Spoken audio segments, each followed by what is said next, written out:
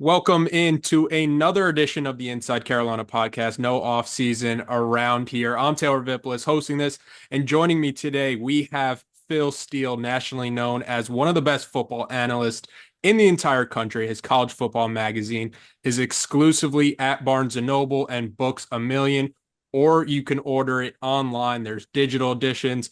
I always say summer does not start until you're on a beach or you're at a pool and you have a Phil Steele magazine in your hand. Phil, what is this time of the year like for you when you see how excited people are to consume something you obviously have put a ton of effort and time into? Yeah, I got to tell you, Taylor, it's very gratifying. Everybody that sends me the pictures of them at the beach or at a pool reading the magazine, a lot of the comments that we get on Twitter, and we pour 7 months of labor into this magazine. There's heavy deadlines, tons of hours poured into it, a lot of 100-hour work weeks. This is my favorite time of year. You get to see the fruits of your labor, as you mentioned, and also get to talk football as opposed to having those deadlines, having to be trying to put something together. I'm just talking football right now. So it's almost like I'm on vacation. I'm not sure if you got caught up in this college football 25 wave, but I found the magazine even helping me there where it's like, oh, I'm picking out this team or I'm trying out this team. Let me flip to your page and see what this team is like and who's on this team. But you mentioned just talking football, and part of this magazine is you talk to coaches around the country. With this North Carolina team, you talked to Mac Brown. What were some of your biggest takeaways from that conversation with Coach Brown? Well, I think the one thing that jumped out to me is that expectations are going to be lower for North Carolina this year than they have been the last couple of years. I mean, let's face it, they were ranked preseason in 3 of the last 4 years. They lose their quarterback, but I got the feeling from Coach Brown he's pretty confident. They're a little bit under the radar, which they are. And, you look at losing a player like Drake May. Drake May had 38 touchdowns 2 years ago. Well, he only had 24 last year. It was sort of a under expectation year. It wouldn't surprise me if Max Johnson or Connor Harrell, whoever wins the job, puts up 24 touchdowns this year. So they could have just as much productivity. They've got a Marion Hampton back. The key is going to probably be the offensive line. Where they have just one starter back. But Coach Brown told me he feels good about the offensive line. He said that last year they only had 6 offensive linemen that they could trust and that he felt really good about. And this year they have 8 or 9. So having a deeper offensive line could be a big plus. And overall, defensively, he feels that defensive line is going to finally live up to its reputation as what the players had coming out of high school. Yeah, one of the changes for Carolina this offseason was replacing defensive coordinator Gene Chizik with Jeff Collins, who was previously the head coach at Georgia Tech. What do you think Carolina fans can expect from a Jeff Collins defense? Well, I think Coach Collins is stepping into a pretty good situation because he's got a lot of talent to work with. And I liked what Collins did with his defenses at Florida and at Mississippi State, even at Florida International. And of course, got to talk to Coach Collins when he was at Temple and Georgia Tech. He's a very fiery individual, someone that's going to bring a lot of passion to the game. And I like his schemes as well. And there is talent here to work with. So I think Coach Collins looks pretty good after this year. I was looking at your preseason All-American teams, and you mentioned that expectations are lower for North Carolina, but one of the reasons I think a lot of Carolina fans have a great deal of optimism is a running back like Omar Hampton, who you have on your preseason first team All-American team, especially with him coming back over 1,500 yards, 15 touchdowns. When you watch Omar Hampton, what do you like about his game? Oh, I tell you what, he's one of the best running backs in the country. You could tell by his running style, this guy is tough. And he can run over you or he can run around you, which I really like. And then another quality with running backs that they sometimes lack, he's got really good hands out of the backfield. So I like that. And, here's a guy that's 220 pounds that runs a 4.440. So he's got the perfect combination. He's the complete running back. And what's not to like about him? Yeah, yeah. You also have two other Carolina players on your preseason All-American teams. It's Kamon Rucker at that linebacker position, and then you also have Bryson Nesbitt at tight end, both of them on your 14 All-American preseason list. And I thought it was interesting. One of my favorite things that you do is you rank every team's unit based on what other teams have in the country. And Carolina's receivers slash tight ends, you had 14th, led behind somebody like Bryson Nesbitt. although Carolina doesn't really have a number one receiver replacing somebody like Tez Walker out wide. But what have you kind of seen from Carolina's tight end room that leaves you feeling optimistic? Yeah, I think they've got two NFL caliber tight ends, really. When you look at Bryson Nesbitt, he's a guy that's 6'5", can fly, and Coach Brown feels he's going to be a high NFL draft pick. Now, I always ask about the blocking ability, and he says that Nesbitt is a capable blocker. Copenhagen is another guy that's going to be drafted. He is Copenhagen is a guy that's going to be one of the best blocking tight ends out there. So they've got a real good combination. I think a lot of folks, when they rate receiving cores, just rate the wide receivers. But I put the wide receivers and the tight ends together in a group. And when you do that, I think North Carolina's got a very deep wide receiver core, a lot of talent, a lot of experience, and somebody's going to emerge and be able to take Walker's place there. They've got J.J. Jones back, who actually led the team in receiving last year. So this overall a very deep unit, one of the best tight ends rooms in the country, and that's why I've got them rated so high. And a lot of Carolina's success this season is ultimately going to depend on what happens and the production they get at the quarterback position. You bring in Max Johnson, the transfer from Texas A&M. You have Connor Harrell. You add Jacoby Criswell back to the equation after he leaves North Carolina and then he comes back from Arkansas. How do you kind of see this quarterback room shaking out? And for the Carolina fans that really haven't seen much of Max Johnson, even though he did have success at LSU, what can Carolina fans expect there? I think they can have high expectations. As I mentioned at the start, I think that this year's quarterback group, whoever wins the job, and it is an open race. You've got three capable quarterbacks here with Johnson, Harrell, and Criswell. But whoever wins the job, I can see him topping last year's 24 touchdown passes that Drake May put out. With Max Johnson, he's had over 900 snaps in SEC football. He's a big, strong quarterback. He's 6'5", 225. He's accurate. He's also a better athlete than a lot of folks give him credit for. So I think Johnson, and having 900 snaps in SEC play, that gives you the experience level that you need. It's not like they have a first-year starting quarterback. Connor Harrell's a guy that's got that 4.4 speed. He played in the bowl game, and he was highly rated coming out of high school. And same thing with Jacoby Criswell. He was my number 30 rated quarterback coming out of high school. He's 232 pounds. As you mentioned, he went to Arkansas, but he's back. So he's familiar with the system, familiar with the offense. I think there's a lot to like about this quarterback room. They generally say, when you have two quarterbacks or three quarterbacks that you don't have one, but I think somebody's going to step up and claim this job. My pick is Max Johnson.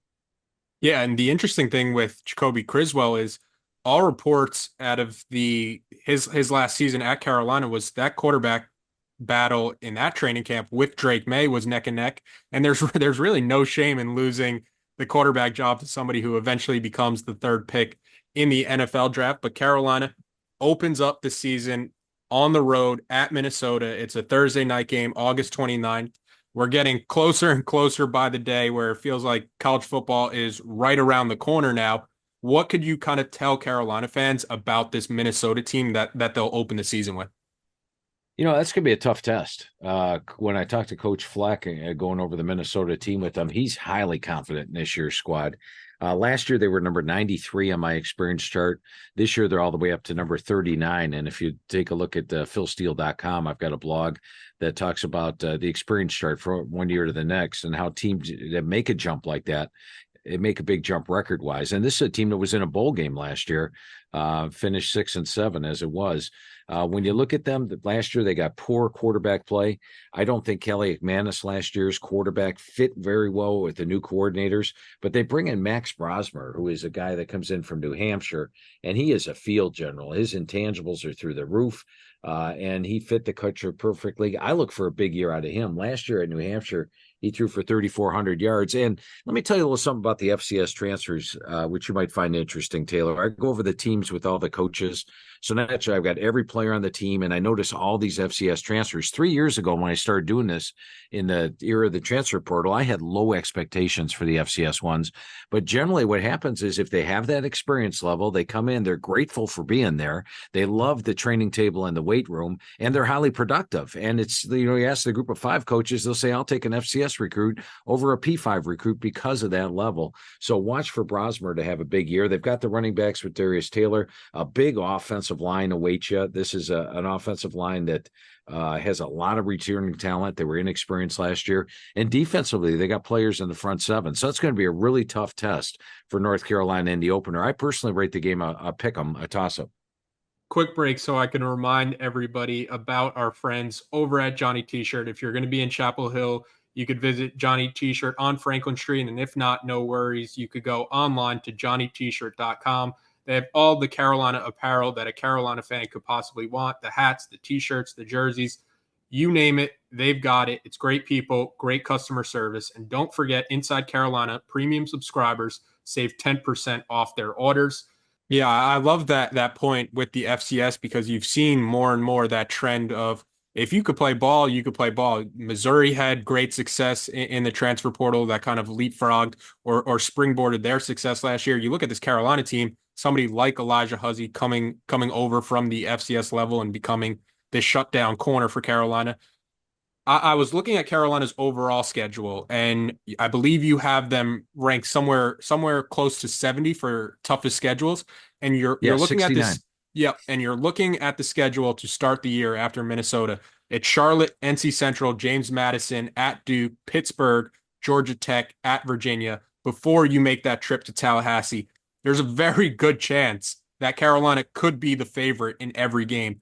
What would you have the chances that they could start 8-0 and make that trip to Tallahassee undefeated? Yeah, the only game that I have a toss-up in that stretch, Taylor, and here's one thing. I do the magazine, and it sends off to the press. And then what I do the next 3 weeks is I go through every matchup for the upcoming season. I match up the teams. I look at how they've done against each other in the past. How do they match up? Who's home? Who's away? What's the situation and all that? And I come up with who I'd favor in the game. And what my analysis was after I finished North Carolina or finished going through the 14th game of the schedule with everybody or the 14th week was, maybe I picked North Carolina a little low because, as you mentioned, I've got them favored in all their first games, with the exception of Minnesota, which I rate as a toss-up. So I give it a great chance of being 7-0 or 8-0, I should say, when they travel to face Florida State on the road. It's really a schedule that they got a nice runway up to the ACC. I saw also in the magazine that you highlighted 3 of the 9 sets of power ratings call for a potential double-digit win season for this Carolina team. How are your power ratings differentiating where there are 9 sets, and what are they kind of looking for when you're calculating that? Yeah, the power ratings are all based on different things. One's based on, okay, here's last year's final power rating, and then I do plus minuses on each position, throw them into the equation. I'm a math guy, so I do a lot of math.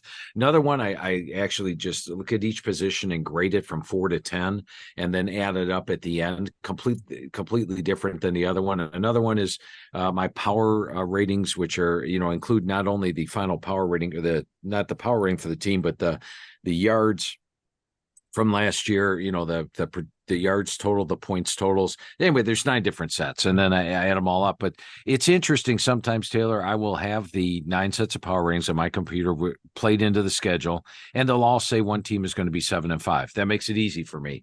But then you get this North Carolina team, and I had 3 of them screaming at me 10-2. And after I went through the team, I could see 10-2. But there was some that also said, 7-5. There's a mixture in there, and then you have to pick what level you're going to put the team at. I know those Carolina fans listening to this podcast right now are saying, I really hope those 3 come to fruition. And again, I feel like I've said one of my favorite parts of this magazine. I can't stress enough to the listeners how much information is packed in this magazine. Every page, it feels like I finding something that I love. One of the things is the going up, going down, who got lucky off turnovers, your surprise teams. Can you explain to people what the roulette chip is? Yeah, the roulette chip is in my surprise teams. It's somebody that is a long shot. Not, in other words, if this team makes the playoff, whatever. But I like to take a chance. And with North Carolina, they are way down the box. They're not going to be in anybody's preseason top 25 heading into the year. So they're not really in that mix. But they're a team that I think is actually. We just laid out the schedule, didn't we, Taylor? Yeah. And if they find themselves in the ACC title game with this schedule and they win the ACC title game, guess what? They're in the playoff, for crying out loud. Talent-wise, I wouldn't put them up there as a playoff team.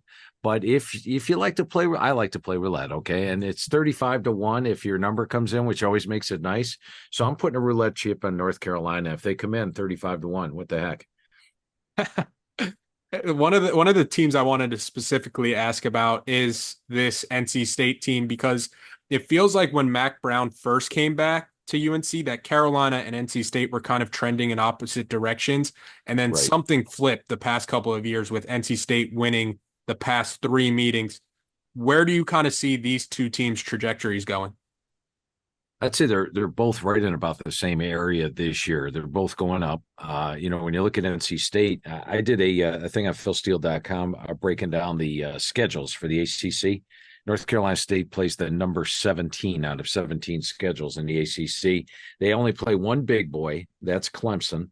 They avoid Miami, Virginia Tech, SMU, Florida State. So it's a dream schedule for North Carolina State. They add in a guy like Grayson McCall at quarterback. That's a big plus. I love the addition of Jordan Waters coming in from Duke at running back. You already had Casey Concepcion there. The offensive line, a little bit of a question. Defense, they do lose their star player, but they have talent. But the schedule's tailor-made for them to have success. Now, let's keep in mind, I know that North Carolina State's won the last three, but there was a couple of those games could easily have gone one play changed the other way, and North Carolina wins it. So I don't think there's too big a gap. Last year's game was 39-20, but I think North Carolina and North Carolina State are right about the same this year. Before we wrap up, a big shout out to our friends at Congruity. Congruity is a North Carolina based national coverage, local presence company with personal support straight from the Tar Heel State. Congruity is empowering small and mid sized business owners with HR and payroll outsourcing, enabling you to grow your business while they take care of your greatest assets, your people. And they are doing it with top of the line technology and services for every stage of your business's growth with a state of the art online platform. Congruity, they are obsessed with customer service where they become part of your team. They do the heavy lifting, providing essential admin support with a single point of contact and support available on demand with services that are tailor made for you, transforming your organization. Congruity has helped hundreds of businesses improve and enhance their day-to-day lives, level up your HR capabilities, save money, unlock game-changing growth. Visit congruityhr.com/Tar Heels to learn all about Congruity. Fill out a quick form to be connected to their consultants, and they'll give Inside Carolina listeners or viewers a payroll and HR assessment for free. That's congruityhr.com/Tar Heels, congruityhr.com/Tar Heels. All right, back to the episode. And for this North Carolina team to kind of live up to its potential, I think everybody who looks at this team on paper and looks at it with their eyes can say the strength of this team is Omar and Hampton. You have Carolina's running back unit ranked 5th in the country. But the flip side of that, where this team's biggest weakness or the biggest question mark, the Carolina offensive line is not even in the top 68 in your offensive line units. And I can understand it. It's hard to project that when they only do have one returning starter come back. Would you agree that offensive line is the biggest question mark for this team and kind of the biggest variable for where this team could be and where this team wants to get to? I agree with you 100%, Taylor. You hit it right on the head, my friend. This is a team, they've got 59 career starts on the offensive line coming back. That sounds good. 49 of them are on one guy. So, I mean, that means the rest of the unit has 10 career starts amongst them and does make it a question mark. Now, as mentioned, when I talked to Coach Brown, I'm like, hey, I got questions on your offensive line. He said he feels better about this year's offensive line. It's a deeper unit. We'll see. And if that is the case, I think look out for North Carolina. Always my favorite podcast. He's Phil Steele, one of the nation's best college football analysts in the entire country. His college football magazine exclusively available at Barnes & Noble and Books A Million. You could order it online or you could get the digital edition. Phil, appreciate the time as always and appreciate everybody watching and listening. I appreciate it. Taylor, I enjoy our conversations every year. You're such a knowledgeable host. That makes it a lot of fun. And the one thing I want to point out when you go online at philsteele.com is that if you order the hard copy, I do charge you a shipping charge, but we give you the digital magazine for free.